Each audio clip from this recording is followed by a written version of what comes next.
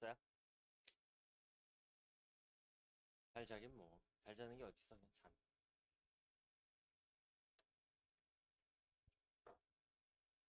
주말 동안 문제 좀 풀어봤어요? 잘 풀리던가? 뭔가 공부하다 어려운 내용 있으면 저한테 질문하셔도 되고, 그 수업 중에도 질문해도 되고요. 그리고 영상 다 가지고 계실 테니까 영상은 아무데나 이렇게 막 돌려볼 수 있잖아. 수업 들으면은 이쯤에서 이 얘기 했었던 것 같은데 쉽잖아요. 거기 한번 찾아보고 공부하시면 될 것 같아요. 아, 어제도 친구들이 좀 늦게 와가지고 좀 늦게 시작했는데 오늘 그냥 시작을 합시다. 시작하고 또 두 번 쉬어야죠. 11시 한 번, 12시 한 번. 그러고 점심 싹 먹고 열공하면 오늘 하루가 다 가겠죠. 복습 한 번 하고 끝나는 대로 79쪽에 이제 원과 직선의 위치 관계라는 매우 중요한 또 단원이 있어요. 거기를 한번 정복을 해보자고. 그래서 우리 지금까지 저번 주에 뭐 공부했나 보면 두 점 사이의 거리 공식이었고요. 피타고라스가 원리였지. 그다음 선분의 내분점, 외분점도 다 공식이었어요.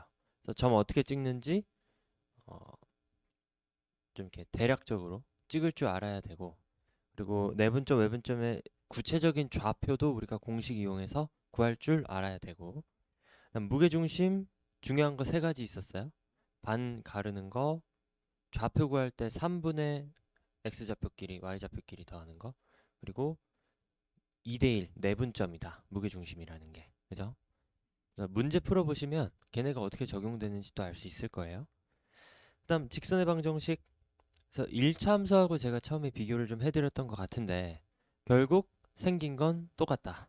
생긴 건 똑같고 방정식이라는 얘기는 x, y를 해로 보겠다는 거고요.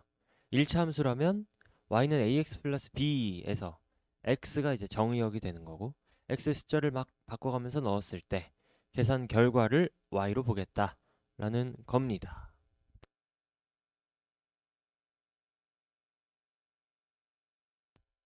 자, 그다음 우리 이제 직선의 위치 관계 공부했었어요. 평행, 뭐 일치, 수직, 그리고 한 점에서 만난다. 뭐 이런 네 가지가 있었는데 평행하려면 기울기가 똑같고 y절편이 달라야 된다라는 조건까지 필요했고요. 수직이면 기울기의 곱이 마이너스 1이다.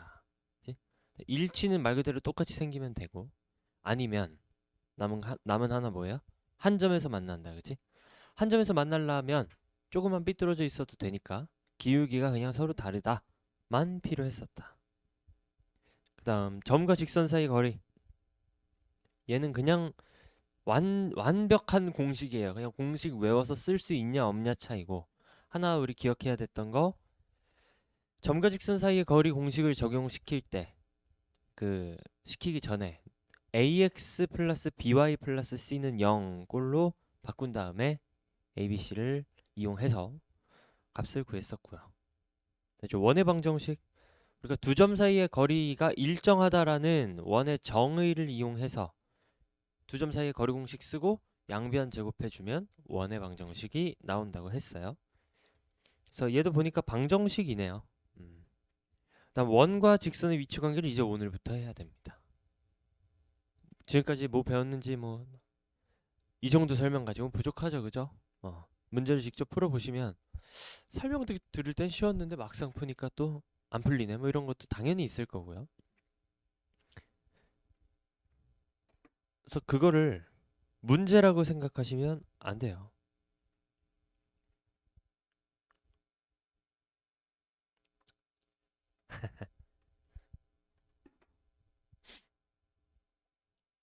수학이 어렵나요? 다들 어렵죠. 그리고 솔직하게 하나 말씀을 드리자면 요즘 유튜브에 이렇게 내가 수학을 가르치게 된 이후부터 유튜브에 수학 알고리즘이 이렇게 수학 쪽으로 이렇게 좀 바뀌어가지고 자꾸 다른 수학 강사님들의 이야기 막 이런 거 썰 푸는 거 뭐 예를 들어서 뭐 외분점 뭐 빠르게 하는 방법 막 이런 거 막 유튜브에 자꾸 떠요. 제 유튜브에. 근데 어제 보니까 그 매우 유명하신 그 1타 강사의 영상에 그런 게 있더라고. 누구나 수학을 잘할 수 있다. 뭐 이런 얘기가 있어서 내 개인적인 좀 생각을 좀 얘기를 해줄게요. 난 누구나 수학을 잘할 수 있다고 보지 않습니다. 수학에서 제일 중요한 건 머리예요, 머리.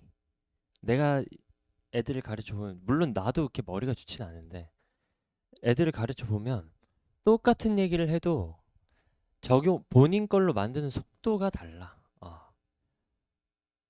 진짜 심한 경우에는 그냥 비교가 안 됩니다. 어떤 친구는 내가 똑같은 얘기를 해도 그냥 내 말 안 들었나 싶을 정도로 아예 흡수를 못하는 친구가 있고 어떤 친구는 이거 하나 알려줬는데 막 다 잘해요. 그런 친구도 있어요. 분명히 있습니다. 근데 그거를 이제 본인도 안단 말이야. 내가 좀 느리구나 이걸 본인도 아마 알걸요? 본인이 똑똑하다고 생각하진 않을 거 아니야. 옆에 놈은 잘하는데 나 왜 못하지? 뭐 이런 생각이 들 텐데 그나마 희망적인 건 뭐냐면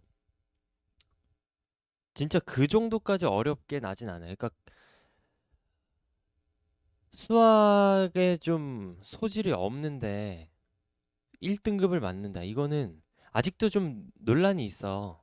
누구는 가능하다고 하는 사람도 있고 불가능하다고 얘기하는 사람도 있어요. 근데 나는 지금은 좀 불가능이 아닌가에 좀 더 기울어져 있긴 한데 아직도 확신은 못 하겠어요. 그래서 내가 하고 싶은 말은 뭐냐 하면 느린 사람들은 더 많이 해야 돼. 음. 옆에 놈이 공부를 조금 해가지고 성과가 난다고 해서 나도 그 정도 하면 안 된다는 얘기예요. 사람마다 다르고 자가 진단을 해서 나는 좀 부족한데 머리가 아니면 뭐 지금까지 그 머리라는 게 꼭 지능을 의미하는 건 아니에요. 그러니까 내가 수학을 받아들일 수 있는 상태가 어떤 상태냐. 내가 초등학교, 중학교 거가 잘 돼 있으면 고등학교 것도 걷다 그냥 쭉 얹으면 그만이에요. 근데 이제부터 공부 그런 애들 많아. 고등학생 중에 저 이제 한번 제대로 해보겠습니다. 그럼 뭐야? 초등학교 거부터 다시 해야 돼. 그래서 제대로 해보겠습니다 하면 또 할 게 많아지거든요. 그러니까 본인이 본인의 어떤 그 수준을 파악을 해서 나는 할 게 많으니 좀 친구들보다 많이 해야 된다거나 그런 결론에 정확한 진단을 하셔서 어, 그런 결론에 다다랐으면 그거를 실천을 하는 게 맞지 않나. 그래서 보통 공부를 잘한다고 하면 자기 객관화가 잘 되는 친구들이 공부를 잘 해요. 그 자기 객관화라는 건 메타인지 뭐 이런 거 들어봤지. 처음에 그 얘기를 들었을 때 진짜 듣기가 싫었어요. 공부 그냥 뭐 책 펴고 하면 되지 무슨 메타인지 뭐 자기 주도 학습 이 용어 자체가 되게 거부감이 있었거든. 근데 지금도 거부감이 있는데 아주 틀린 말은 아닌 것 같아요. 자기 주도 학습 결국 이거야. 본인이 공부해야겠다는 생각이 없으면 아무리 옆에서 야 이게 중요하고 뭐 공부해라 해라 해도 절대 안 해요. 왜냐하면 내가 그랬거든요. 내가 공부를 안 하다가 고등학교 올라가서 하게 된 케이스거든. 중학생 때를 돌이켜보면 아무리 옆에서 공부가 중요하고 대학이 어쩌고 해도 안 들어오고 그런 마음이 들어. 중요해요. 알아. 아는데 오늘은 하기 싫은데 공부. 뭐 이런 느낌이야. 그걸 계속 오늘도 하기 싫고 내일도 하기 싫고 내일부터 하고 뭐 계속 그렇게 미루다가 어느 순간 빡 오는 거지. 이러다 큰일 나겠는데? 30살 돼가지고도 막 내일 하지 뭐 이러고 있겠는데? 공부해야겠다. 하고 본인이 마음 먹으면 그때부터 해요. 그러면 남들이 시켜가지고 학원 선생님이 시켜서 학교에서 아니면 엄마가 시켜서 할 때의 그 공부 효율하고 내가 필요성을 느끼고 하는 공부의 효율은 내 체감상 10배가 뭐야 그 이상 차이 나요. 그러니까 안 하고 하는 거 정도의 차이야. 옆에서 시켜서 그래서 내가 여러분들한테 숙제 해오세요를 별로 강요하고 싶지 않아요. 내가 시켜서 문제집 한 권 다 풀어오잖아? 아무 의미 없어요. 보기엔 풀려 있겠지. 동그라미도 쳐져 있고 심지어 공식도 잘 적용해서 풀었을 거야. 근데 내가 이거를 내 걸로 만들겠다는 의지가 없으면 그러고 한 달 있으면 다 잊어먹어요. 근데 본인이 아 이거 이제는 내 걸로 만들어야 될 시기야. 그래서 막 집중해서 한 문제 한 문제를 풀면서 아 이 공식이 그래. 이러니까 당연히 이 공식을 써야겠지라든가 공식 쓰다가 갑자기 어 공식 왜 이렇게 생겼지? 뭐 그런 의문이 들면 또 앞에 찾아보고 이러면서 공부한 애랑은 격차가 10배 이상 차이 나기 때문에 이게 참 어려운 얘기죠. 그래서 나는 수학을 가르치는 입장이지만 내가 해줄 수 있는 게 별로 없다고 생각을 합니다.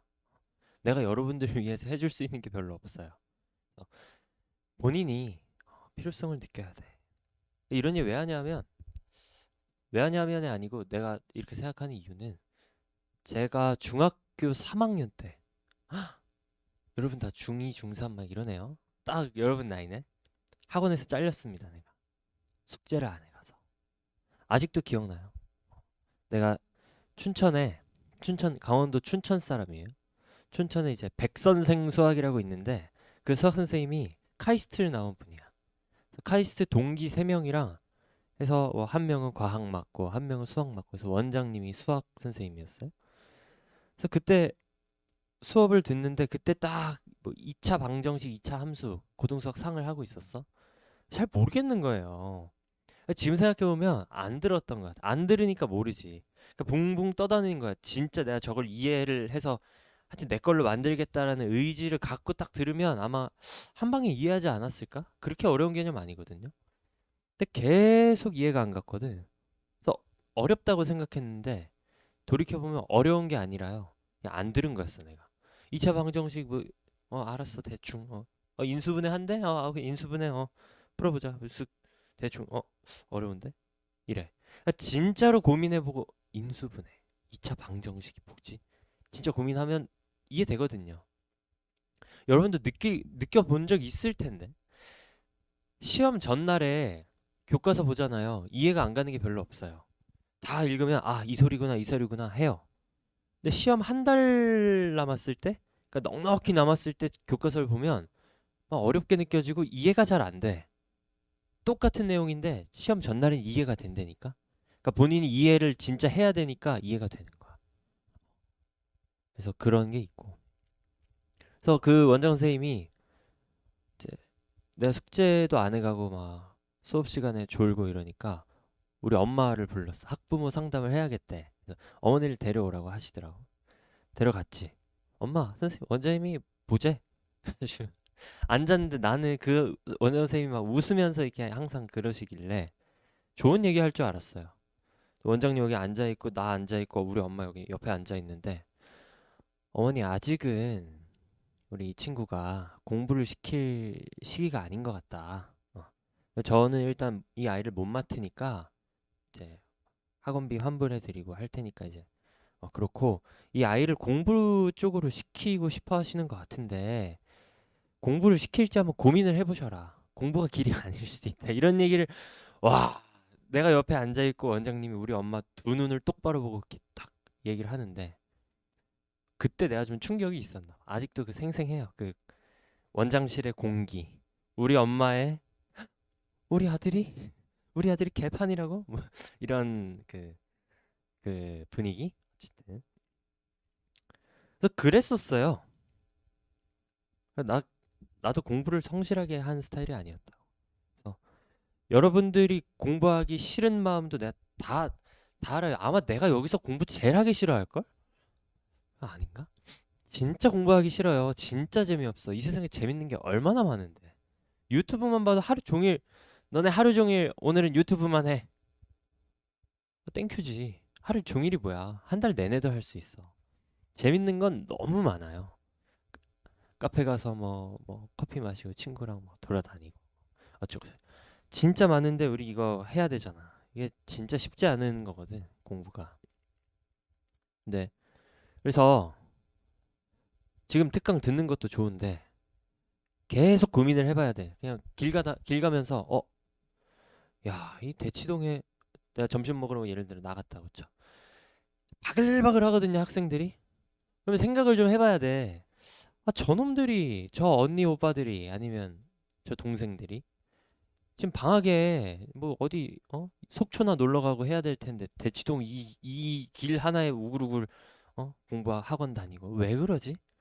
아니 도대체 우리나라 학부모들은 우리나라 부모들은 왜 애들을 자꾸 공부를 시키는 거야 도대체? 어? 일단 나도 불만이 있어요. 너무 많이 시키는 것 같아. 안 해야 될 친구도 있는데 너무 많이 시키는 것 같아. 근데 시키는 이유를 한번 생각해 보자는 거지. 공부를 왜 해야 되는지. 잘 생각해 보면 해야 될 이유가 각자마다 조금씩은 다르지만 아마 다 해야 된다는 결론이 날 거야. 고민을 해보면. 나도 인생의 행복이 성적순이 아니고 어쩌고 저쩌고 했는데 결론은 아 그래 공부하는 게 맞네 였거든요. 또 나중에 또 시간이 되면 또 나는 왜 공부를 했는지 또 말씀을 드리겠지만 아마 3시간도 부족해 오늘 얘기하려면. 그래서 여러분들도 아마 공부를 하셔야 될 거예요.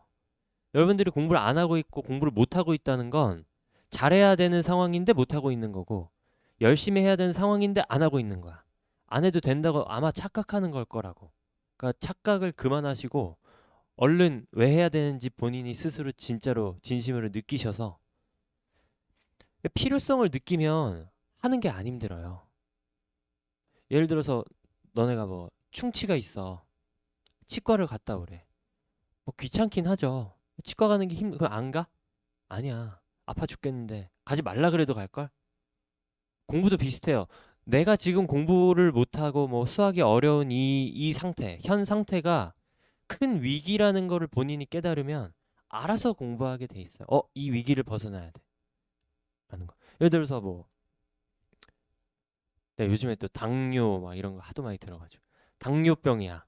당뇨가 뭐냐면 혀가 이거 뭐야 피가 꾸덕꾸덕해지거든요. 피에 당이 많아지면서 뭐부터 일어나냐면 이 모세혈관부터 막혀요. 손가락 이런 데 하나 둘 잘라야 돼. 관리 안 하면. 내가 관리를 안 해서 하나 잘랐어. 2개째 자를 때까지 가만히 있을까? 절대 관리 들어간다고. 본인이 필요성을 느끼면. 엄청 힘든 일이에요. 뭐 커피 마시면 안 돼. 단 거 일단 다 먹으면 안 돼. 기름진 거 안 돼. 어쩌고 저쩌고 맨날 인슐린 주사 놓고 엄청 힘든 일이야. 안 할 거야?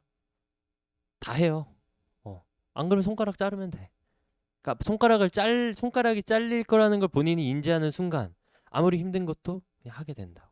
그러니까 여러분들이 공부를 안 하고 공부를 하기 싫어하는 게 어쩌면 본인에게 이제 다가오고 있는 그 위험을 그냥 모르고 있는 거야. 막 칼 들고 뒤에서 이러고 있는데 몰라. 그러니까 막 해피해. 아, 공부 안 하니까 좋고 막 그런 걸 수 있다는 거야. 잘 생각해 보시고 진도 나가겠습니다. 79초.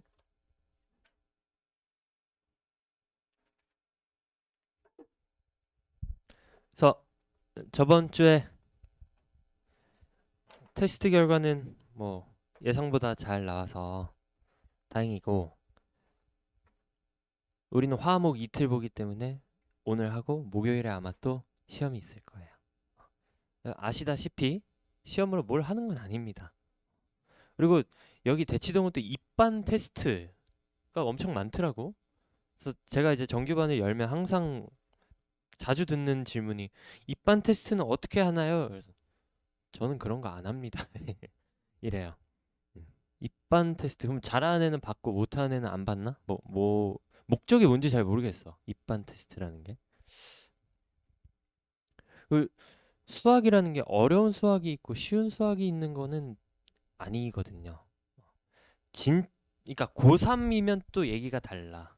고3이면. 고3들은 진짜 실전적인 걸 공부해야 되기 때문에 좀 다른데 고등수학을 조금 하는 친구랑 처음 보는 친구의 공부 방식은 난 똑같다고 봅니다.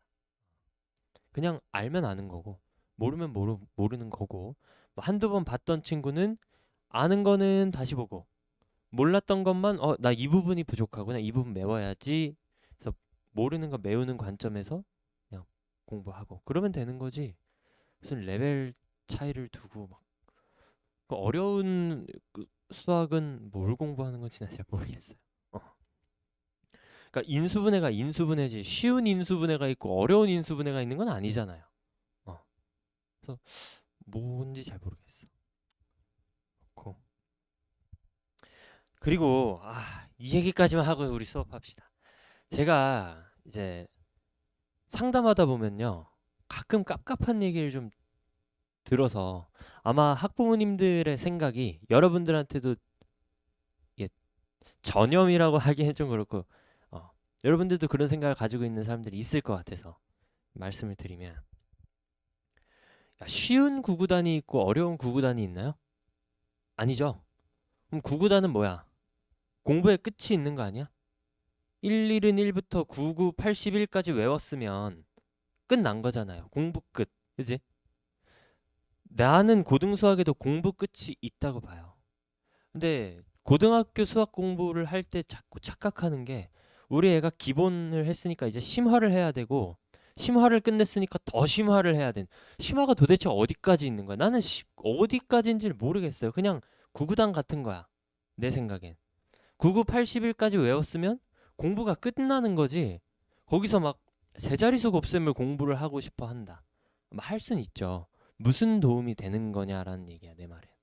그래서 고등수학 상하도 그래 뭐 개념 원리 봤어? 그다음 센 보겠지? 뭐 그다음 뭐 조금 더 어려운 문제 한다면 뭐 모의고사 기출을 볼 수도 있고 아니면 뭐 고쟁이라든지 뭐 그 정도 볼 수 있어요. 그 다음은 그냥 된 거야. 왜 자꾸 뭘 자꾸 하려 그래?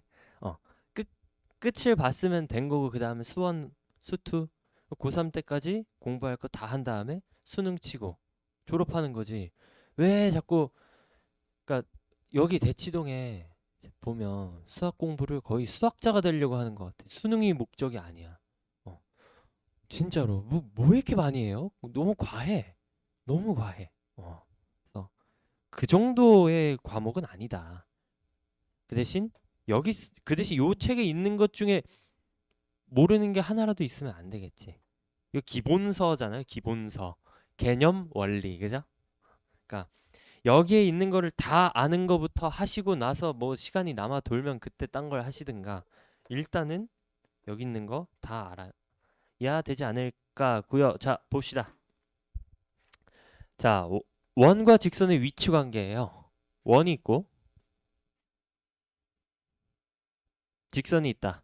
그러면 위치 관계라는 건 뭐 만나니 안 만나니 그런 얘기잖아요. 그죠? 그러면 지금은 안 만나고 있는 거고 아니면 만나는 경우가 있겠죠. 또 있나? 그치? 얘랑 얘의 경계인 지점이 하나 있지. 원이 접할 때는 딱 한 점에서 만나잖아. 얘를 경계로 안쪽으로 들어오면 두 점에서 만나고요. 바깥쪽으로 빠져나가면 안 만난다. 그래서 일단은 원과 직선이 가지고 있는 이 상태는 이 정도 세 가지다. 라고 보시면 되고요. 어, 요 원의 방정식을 뭔지 모르니까 우리는 x-a의 제곱 더하기 y-b의 제곱은 r 제곱이다라고 쓰면 이 세상에 존재하는 모든 원을 다 표현한 거죠. 그 중에 하나가 얘인 거겠지. a, b, r 다 미지수로 써놨으니까. 그 다음 요거 뭐 그래 1차식으로 씁시다. y는 ax 여기 a, b 썼으니까 y는 뭐 px 플러스 q라고 합시다. 그럼 얘도 어떤 랜덤한 직선 중에 요런 애가 하나 있는 거겠지. 보면 지금 우리가 xy로 나타냈다는 얘기는 저놈들을 좌표 평면에 그렸다는 얘기일 거예요. 그죠? 좌표 평면. 예를 들어서 이런 좌표 평면이 있었는데 x축, y축에 원하고 직선을 그려 넣은 거야. 그럼 얘는 교점이 없는 거고 여기도 뭐 얘 그릴까? 자 여기 뭐 x축, y축이 있다. 그러면 여기에 지금 교점이 있네요. 그죠? 그럼 교점의 의미라는 게 뭐예요? 교점. 그러니까 그림으로 생각했을 때는 동그라미하고 선하고 만나는 지점. 만난다라는 개념이 맞죠? 교점이라는 게. 근데 우리가 얘를 만나는데 어쩌라고 우린 결국 식으로 이야기해야 된단 말이에요. 그럼 식의 관점에서 만난다라는 게 뭐냐라는 겁니다. 예를 들어 요 점은 여기 3 집어넣으면 3이 나왔다고 합시다. 3,3이에요. 이 지점이. 오케이? 그럼 이 직선 위에 3,3이라는 점도 있는 거야. 이 점 왜 있죠? 이 직선 위에? 어쩌다가 있는 거냐? 라고 물어보면 이 직선을 의미하는 식 y는 px 플러스 q라는 직선에 x 자리에 내가 3을 넣었어. 그 다음 p 곱하기 3 더하기 q가 계산이 되겠지. 그 계산 결과가 3이라서 x에 3 넣었더니 계산 결과 3이에요 라는 의미로 점을 찍은 거야. 이해되세요? 이 직선에 넣어서 들어맞으니까 직선 위에 있는 거라고 점이. 맞아요? 그럼 이 원이라는 건 어떻게 생긴 거야? 얘랑 얘는 이 식하고 그래프는 무슨 관계나라는 얘기야. 이거 사실 초등학교, 중학교 개념이거든요. 근데 고등학생들도 자꾸 이게 따로따로 생각해서 맨날 얘기할 거예요. 이거 우리 특강 끝날 때까지. 얘 뭐라고요? 예를 들어 여기 5,1이라고 칩시다. 이 원을 구성하는 점 중에 5,1이 있어. 뭐 한 거예요? x에 5 넣고 y에 1 넣으면 등식이 성립한다는 얘기야. 맞아요? 그러면 지금 원도 그려놓고 직선도 그려 넣었어. 근데 이 직선 위에 3,3 있네요. 이 3을 원에다가 집어넣으면 성립할까요? 예, x-a의 제곱 y-b의 제곱은 r제곱이라고 치고 3 여기 넣으면 성립해요? 왜 안 하죠?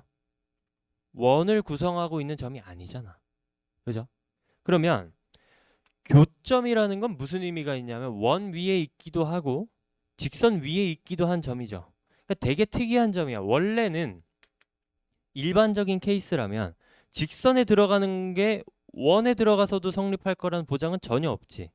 근데 만나는 지점은 특이하게 여기 넣어도 성립하고 여기 넣어도 성립한다고. 이해돼요? 이해되시나요? 그러면 원래 이 직선에서의 xy, 직선에서의 xy하고 이 원을 구성하고 있는 xy는 같아요, 달라요?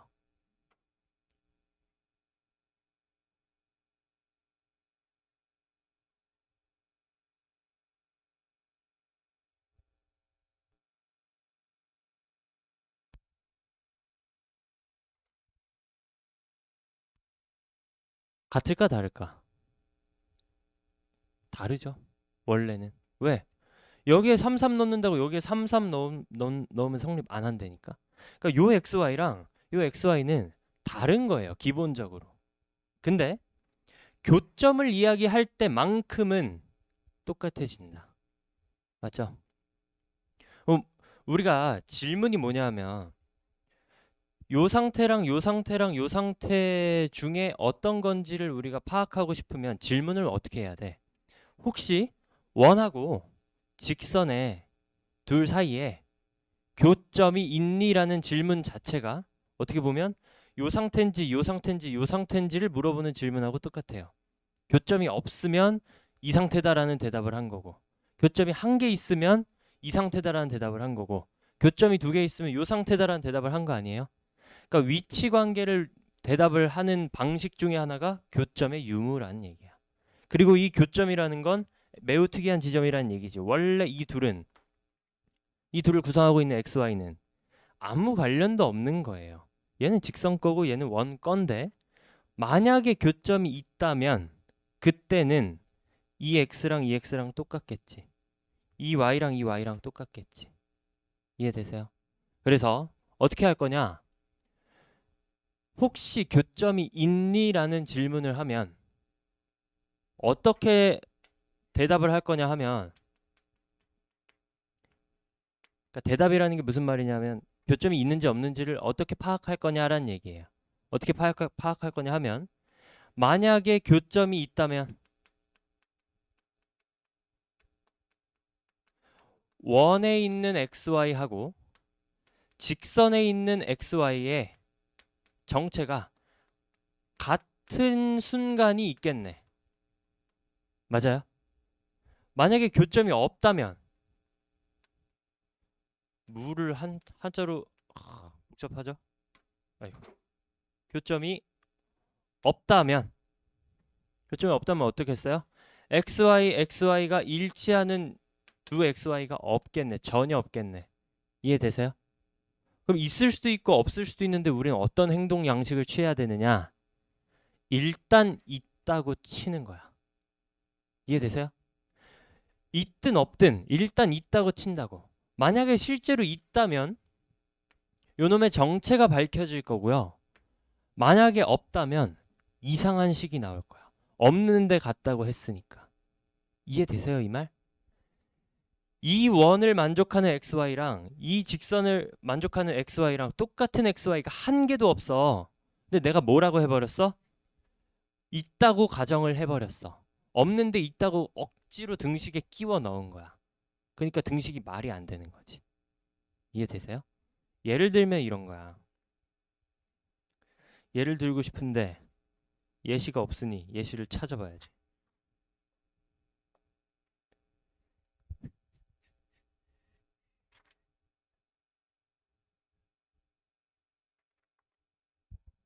오케이.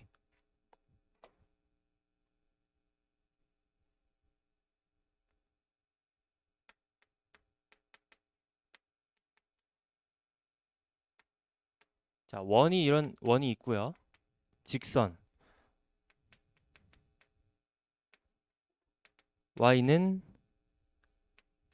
x 플러스 4라는 직선이 있다고 합시다. 오케이? 그럼 이 원하고 이 직선은 만나니 안 만나니? 라고 누군가 물어본 거예요. 난 뭐 한다? 요놈하고 요놈하고 교점이 있니 없니?로 질문을 바꿔서 생각한다. 이해되세요? 그러면 교점이 있다는 얘기는 요 x랑 요 x가 같아지는 지점이 있고 요 y랑 똑같아지는 지점이 있죠. 똑같다고 생각을 하고 있기 때문에 요 놈을 여기에 집어넣을 수 있는 거야. 요 y가 얘랑 똑같고 얘는 얘랑 똑같으니까. 이해되세요? 집어넣어. 그러면 x제곱 더하기 요 y 대신에 이 y를 넣으려는데 이 y가 얘니까 x 더하기 4의 제곱 플러스 2가 돼. 근데 원래는 또 이 x랑 이 x는 달라요. 얘는 원에 있던 x고 얘는 직선에 있던 x거든. 그지? 근데 애초에 우리가 가정을 뭘 했어? 원하고 직선에 교점이 있다면 x도 똑같고 y도 똑같다잖아요. 그러니까 출처가 원인 x랑 출처가 직선인 x는 또 똑같은 거야. 그래서 이런 구분을 해줄 필요가 없어지게 돼요. 똑같아진다. 이 상태에서 정리해 보면 x 제곱 플러스 8x 플러스 왜 더하기니? 는 16 빼기 2는 0이죠.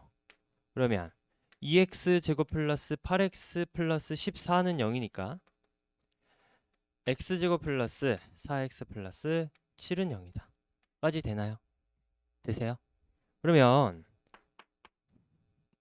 이 식을 만족시키는 x라는 건 요 x랑 요 x, 요 y랑 똑같다라고 가정하고 계산했을 때의 x의 정체네.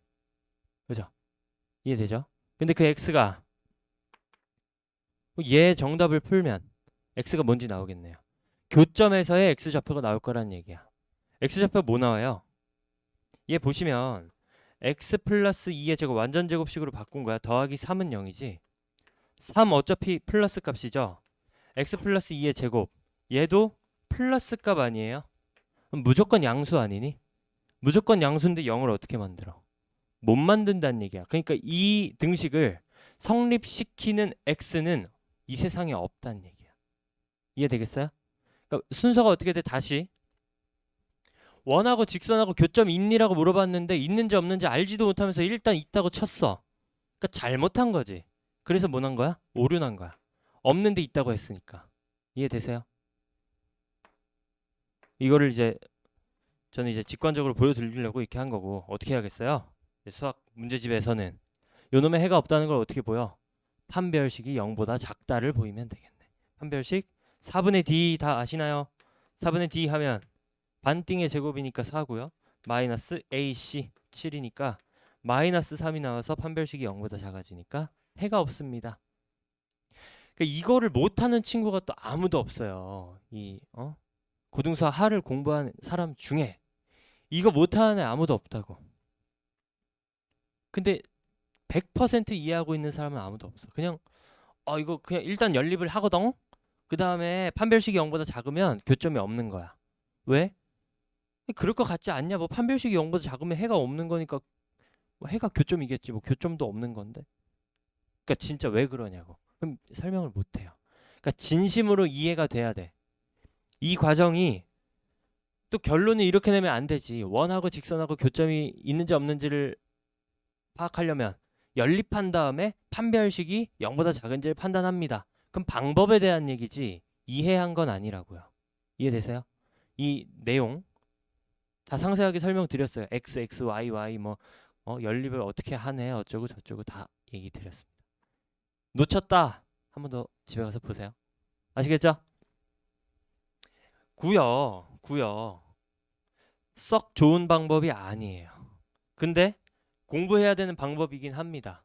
앞으로는 이 방식을 지금 우리는 원하고 직선 단원이니까 원하고 직선 가지고 이야기를 했지만 어떤 3차 함수가 있고 직선이 있어.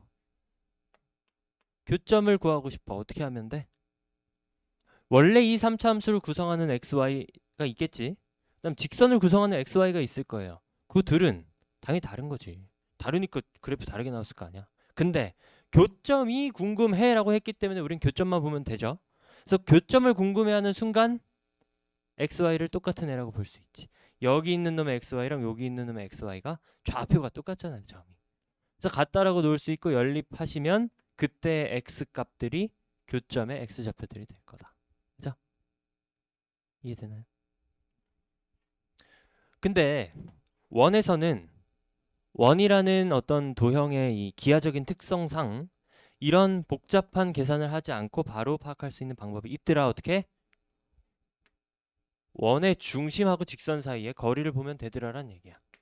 접할 때 먼저 보자. 어떤 원이 있고 접한대요. 그러면 이 직선하고 중심하고의 거리랑 반지름의 거리랑 똑같아진다. 이해되나요?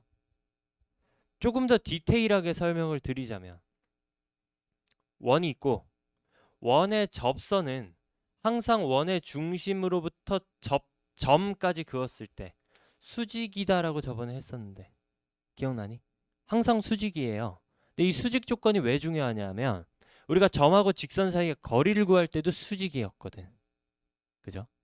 그래서 반지름 자체가 점하고 직선 사이의 거리를 구할 때 환경하고 완전히 똑같습니다. 접선일 때. 그죠? 그래서 접할 때라는 건 한 점에서 만날 때라는 거고 이때는 반지름하고 여기 거리를 D라고 하자고. 점과 직선 사이의 거리를. D가 일치한다는 얘기야. 똑같으니까 여기서 조금만 안쪽으로 밀리면 D는 짧아지겠네요. D가 짧아지겠네. 누구보다? 반지름보다. 반지름이라는 건 거리를 구하기 전에 그냥 원을 그릴 때 이미 결정된 수치잖아요. D는 원 그리고 직선 그리고 그 직선하고 원 사이에 원의 중심 사이에 거리에 따라서 D는 달라지는 애고. 그죠? 그러니까 거리가 짧아졌으면 R은 그대로고 원과 직선 사이 거리는 짧아지는 거지. 얘가 만약에 밖으로 뻗어나갔다. 반지름은 여전히 숫자니까 똑같을 테고요.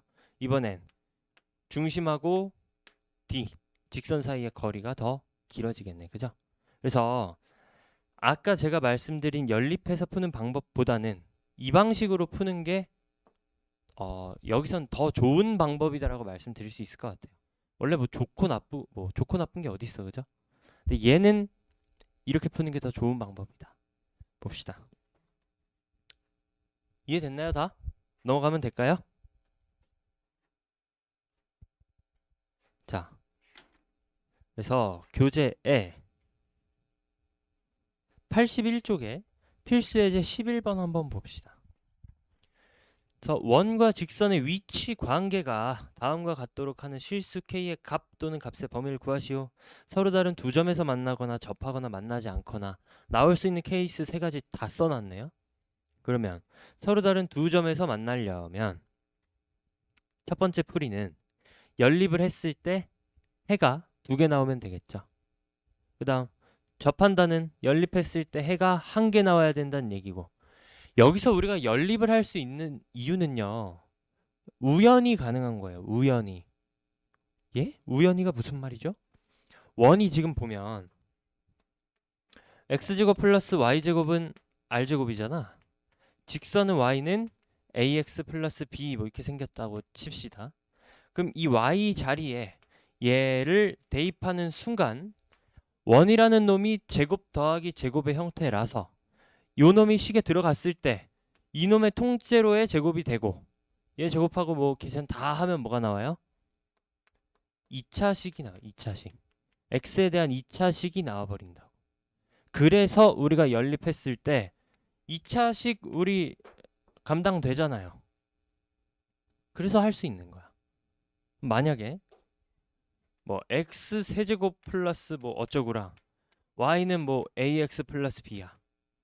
뭐 그러면 뭐 이렇게 돼 있다고 합시다. 이 두 개의 교점이 있는지 없는지를 알아보고 싶어. 그러면 y 대신에 ax 플러스 b 있어. 그럼 ax 플러스 b는 x 세제곱 플러스 5잖아. 3차식을 다룰 줄 안다면 이 방법으로 교점의 유무를 파악할 수 있는 거고, 3차식 다룰 줄 몰라. 그럼 이거 못하는 거지. 써놓는다고 무조건 다 되는 게 아니에요.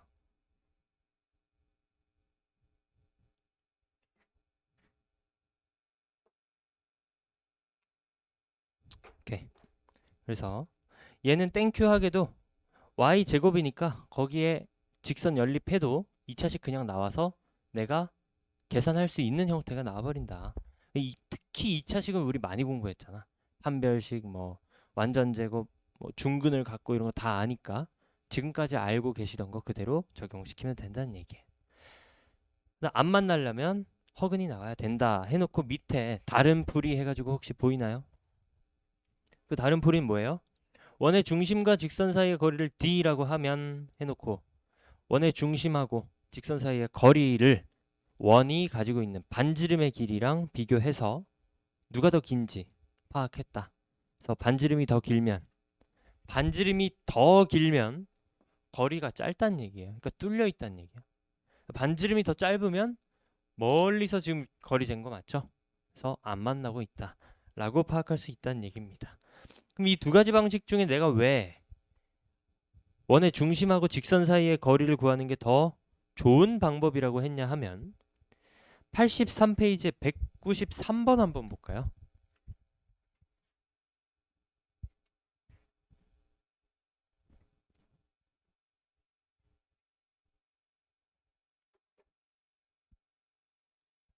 원 위에 점하고 3x-4y는 10 은빵 이라고 돼 있네. 그러면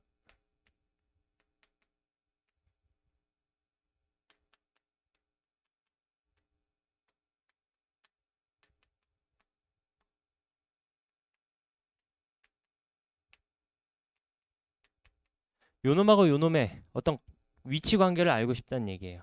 첫 번째 방법은 뭐 y 대신 x로 다 바꾼 다음에 여기 대입하는 방법이 있겠지. 그러면 얘 y로 만들어야 되니까 3x-10은 4y고 얘 정리하시면 y는 4분의 3x 마이너스 2분의 5 되는 거 이해되나요? 여기까지 되세요? 그러면 4분의 3x 마이너스 2분의 5를 y에다 대입하시면 돼요. 답이 당연히 나오죠. 당연히 나옵니다. 그 대신 뭐 해야 돼? 이거 제곱해야 돼요. 16분의 9x 마이너스 4분의 15 더하기 4분의 25를 여기다 대입해서 y에도 대입하고 식 정리한 다음에 판별식 쓰시면 돼요. 식이 협조를 안 해줄 때도 있다는 얘기야. 값이 계산이 더럽잖아, 그지? 그 대신 얘를 계산이 더럽다는 거 이해되세요? 그 대신 얘를 원의 중심하고 직선 사이의 거리를 이용해서 구하면 훨씬 쉬워요. 중심 구하려면 이거 형태 제곱으로 바꿔야겠죠? 바꾸면 x 플러스 3의 제곱이고 y 마이너스 4의 제곱인데 여기 9 필요하고 여기에 16 필요하죠? 그래서 9, 16 이쪽에도 더해 주시고 요 9 안 썼으니까 넘기시면 상쇄되고. 이해되나요? 그래서 16이 됩니다. 그럼 반지름은 4겠네요. 그지? 그럼 4 하고 원의 중심 마이너스 3,4죠. 마이너스 3,4랑 요놈 사이의 거리를 구해보시면 루트 저번에 했었어요. 3제곱 4제곱 하면 그냥 5 된다고. 저 그냥 바로 5로 쓸게요. 5분의 마이너스 3하고 4 대입하시면 되죠. 마이너스 3, 9, 4 마이너스 16 더하기 10 하면 20 마이너스 10이죠. 25, 35, 7 되시겠네. 되나요? 원하고 원의 중심이 지금 마이너스 3,4야. 그리고 이 원의 중심하고 직선 사이의 거리가 어떻게 생겼는지 모르겠지만 7이란 얘기예요. 왜 이렇게 그렸죠? 반지름이 4라며. 그러니까 4보다 더 멀찍이 직선이 있다는 얘기예요.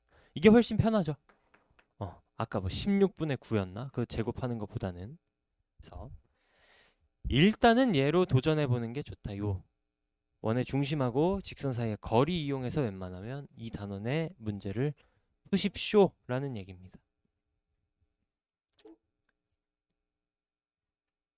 근데 아까 첫 번째 문제 같은 경우에 81쪽의 필수예제 11번 같은 경우에는 이 직선의 K값의 범위를 구해달라 그랬잖아요. 그지? K값의 범위. 우리가 판별식에서 판별식이 0보다 크면 어쩌고 0이면 어쩌고 0보다 작으면 어쩌고 이런 식으로 우리가 계산하는 게 판별식이잖아요. 그러니까 K의 범위를 구할 때는 당연히 판별식 써서 하는 게 바로바로 답이 나오겠지. 그 외의 케이스는 요 놈으로 푸는 게 좋다라는 얘기입니다. 자, 그 다음 원과 직선의 위치 관계 나온 다음에 좀 뜬금없는 내용들이 나오거든요. 그래서 얘는 필수예제를 좀 봅시다. 자, 필수예제 12번 보시면 만나서 생기는 현의 길이를 구하시오 라고 돼 있어요. 현이 뭔지 아시나요? 현. 우리 나는 그런 이미지가 약간 있는데 그 하프라 그러나? 악기? 막 이렇게 생긴 거 있잖아요. 막 이게 선 있는 거. 그죠? 현악기. 선으로 이루어진 악기가 현악기 아니에요? 줄로 연주하는 거. 이게 현이잖아. 원에서도 뭔가 요 비슷하지 않니? 이게 이 현. 그죠? 저는 이런 이미지가 머릿속에 있는데 알아서들 집어넣으시면 돼요. 이렇게 해서 현이라고 하든 그냥 현을 알든 뭐 알면 되지. 그리고 뭐야? 호. 현. 둘레 따라서 재면은 호고요. 바로 다이렉트로 이으면 현이고. 그죠? 어쨌든 현의 길이를 구해달래요. 풀이 보시면 옆에 그림 있죠? 그림이 아주 땡큐입니다. 그냥 뭐 하라는지 바로 알겠어. 현의 길이를 어떻게 구한다? 제가 저번 시간에 원을 처음 배울 때도 이야기를 했지만 원 단원에서 요 점의 좌표랑 요 점의 좌표를 구해서 두 점 사이의 거리를 이용해 가지고 이 현의 길이를 구하겠다라고 시도하는 놈은 원을 핵심 파악을 못한 거라 그랬어요. 원에서 중요한 건 일단 뭐 중심이랑 반지름이야. 그럼 반지름 여기서 어떻게 만들래요? 갑자기 이걸로 반지름 만들면 센스가 부족한 거지, 그지? 당연히 교점이 있으니까 이 교점 가지고 반지름 만들고 싶지 않으세요? 않다면 되게 만들어야 돼. 왜냐하면 대부분의 원단원 문제들이 특수한 교점에서 중심하고 있고 중심하고 이선하고 수직인 거 있고 이런 방식으로 하거든요. 그래서 저번에 말씀을 드렸는지 기억이 안 나지만 앞으로도 지금 우리가 원 단원을 공부하고 있기 때문에 또 원이 나오면 신경을 써요. 그죠? 근데 여러분들이 고3이 됐어. 원은 고1 때 배웠잖아. 고3쯤 되면 원 문제가 나와도 이게 원 뭐 배웠었지? 뭐 이러고 말아요. 뭐 생각이 잘 안 나. 그래서 공부하실 때 습관을 완전히 박아놔야 돼. 원이 있고 예를 들어 뭐 또 다른 원이 있고 어떤 뭐 선이 있다고 쳐. 뭐 선이 있어. 그러면 중심끼리 일단 이어봐. 교점 있네? 반지름 일단 이어봐. 중심에서 여기까지 거리도 재보고 여기서도 이어보고 뭐 다 해보란 얘기야. 특징적인 지점들을 일단 발굴해. 쓸지 안 쓸지는 나중에 생각해. 오케이? 그래서 그런 습관을 한번 잘 들여보시기 바래요. 뭐 얘기했죠? 중심끼리 있고 교점끼리도 있고 뭐 이런 반지름도 교점 이용해서 그어 보시고 이번에 고1 6월 모의고사에 그런 게 나왔던 것 같아. 원 이용해서 원의 성질 삥 돌려가지고 6월인데 왜 원이 나오죠? 원래 지금 우리 공통수학 2잖아요. 그래서 원이 뒤로 빠졌는데 지금 우리 위에 현재 고1들은 아직 고등수학 상, 고등수학 하를 배우고 있거든요. 원이 고등수학 상에 들어가 있습니다. 그래서 6월 모의고사 시험 범위에 나왔어요. 그래서 현의 길이는 어떻게 구한다? 왜 자꾸 지우고 있네. 원이 있고 여기부터 여기 사이의 거리를 구하고 싶은데 우리가 알 수 있는 건 교점하고 원의 중심하고 이었을 때 나오는 게 반지름이라는 사실과 이 직선의 방정식 알고 원의 중심도 알 거 아니에요? 점과 직선 사이의 거리 이용해서 여기 D라고 할까요? 이 D도 구할 수 있더라라는 얘기야. 현의 길이라는 건 요 놈인데 이것도 중학교 때 배웠을 거예요. 원에서 현에다가 그림이 이상하지만 수직 이등분선을 딱 수직으로 그으면 그게 이등분선이다라는 얘기. 그죠? 그럼 둘 중에 하나만 구해도 2배 하면 다 구할 수 있네요. 여기 피타고라스 이용해서 구하면 되겠죠? 그래서 이 방법도 있고 13번 접점을 T라고 할 때 뭐 PT의 길이를 구하시오. 그러면 PT도 보면 지금 그림 바로 볼게요. P랑 C는 두 점 사이의 거리 이용해서 구하시면 되죠. 그 다음 CT는 뭐야? 반지름이겠네. 그죠? 접하는 거니까. 그러면 PT는 직각삼각형에서 2개 하니까 피타고라스 쓰시면 되겠네요. 그죠? 다음 필수 예제 14번. 원 위의 점과 직선 사이의 거리의 최대 최소. 우리 이거는 했었던 것 같다. 어떤 직선이 있고 원의 중심 사이의 거리, 중심하고의 거리를 구한다고요. 최대는 거기다가 반지름만 추가해주면 되고 최소는 반지름 빼주면 된다. 최소 거리. 이해되죠? 넘어갈게요. 다음 84쪽의 공통접선의 길이는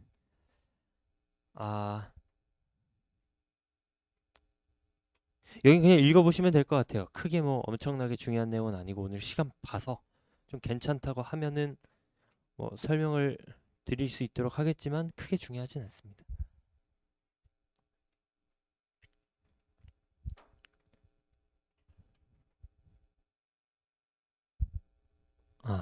그래서 문제는 많이 풀어왔나요? 네, 자, 숙제 말씀드릴게요. 우리 공통수학 1 듣는 친구들은 이미 들으셨겠지만 앞으로의 숙제는 개념 원리 확인 체크하고 스텝 1이에요. 셀은 무조건 B단계에 있는 대표 문제라고 있습니다. B단계에 대표 문제 해서 난이도가 그렇게 있지 않으면서 예를 들어 원이면 원 단원에서 나오는 아주 정말 빈출 유형들만 대표 문제 해가지고 돼 있어요. 다 아시죠? 센 한두 번 풀어본 거 아니죠? 그래서 얘네만 풀려 있으면 숙제가 다 됐다고 간주합니다. 근데 그래, 이 얘기도 하자.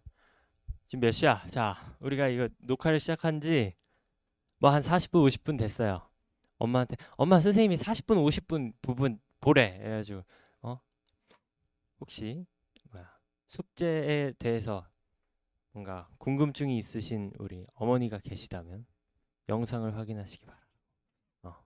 전달을 해주세요. 뭐냐? 아까도 내가 지나가다 얘기했지만 너네 문제집 5권 푼다고 수학이 느는 게 아니라고. 그래서 혹시 그거에 동의하지 않는다면 문제를 많이 풀리는 학원을 가세요. 그러면 됩니다.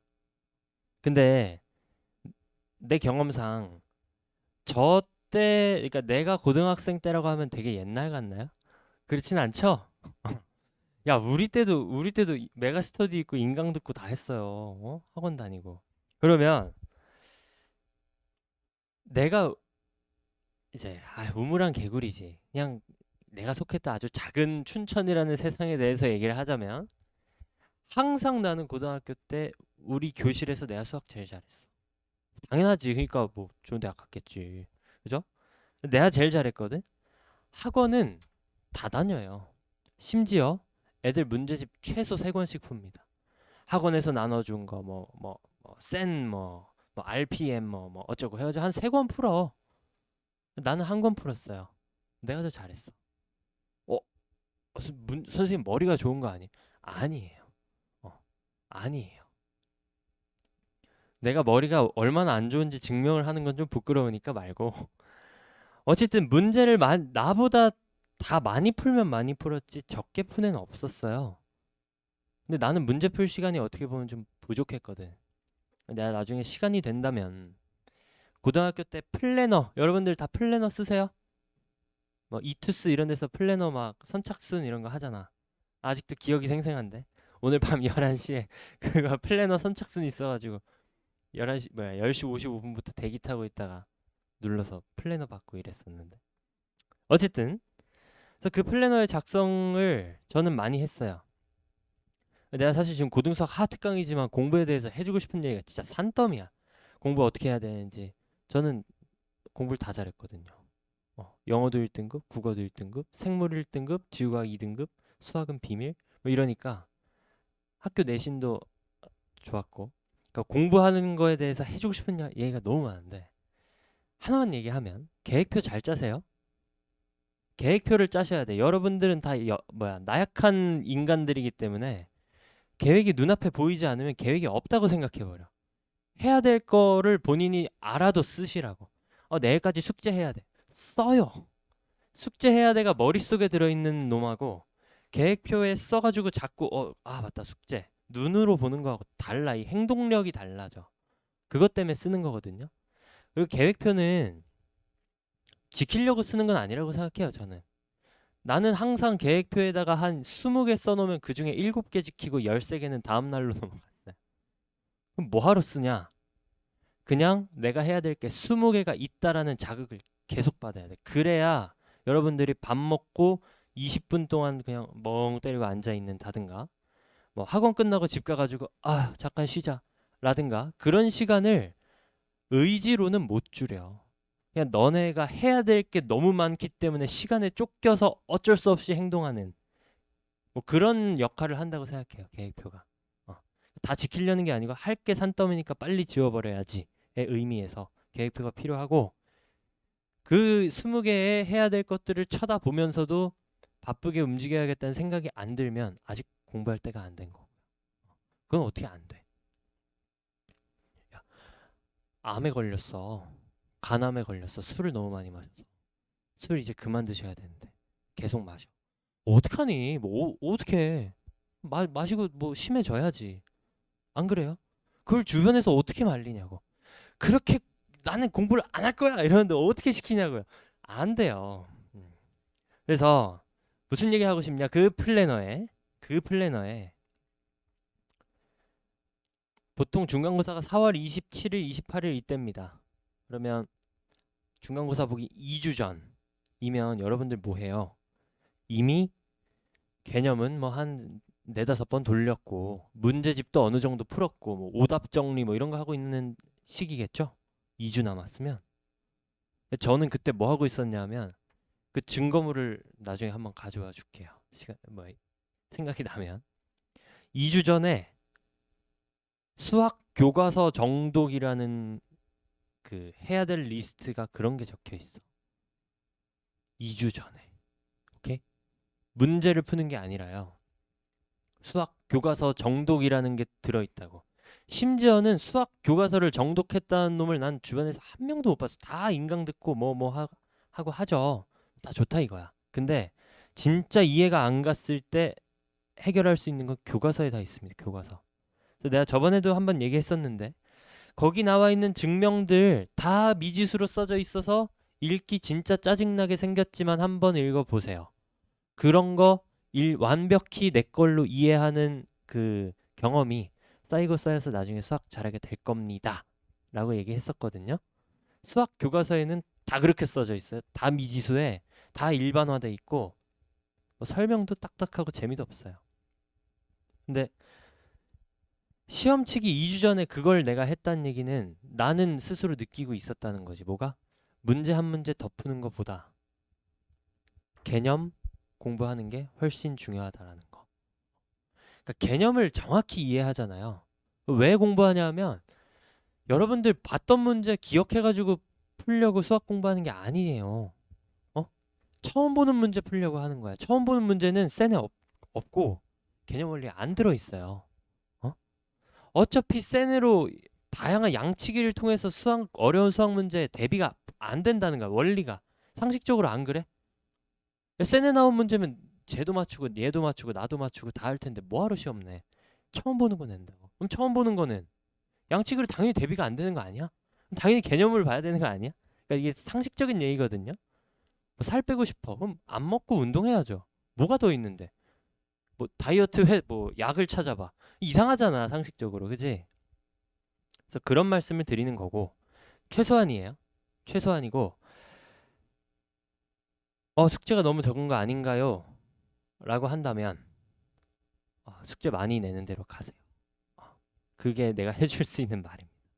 나는 여러분들 공부를 안 시키고 싶은 게 아니고 헛짓거리를 안 시키고 싶은 거야. 여러분들이 4주 동안 빡시게 개념 원리랑 센을 겨우겨우 막 밤잠 줄여가면서 하루 종일 풀어가지고 풀었어.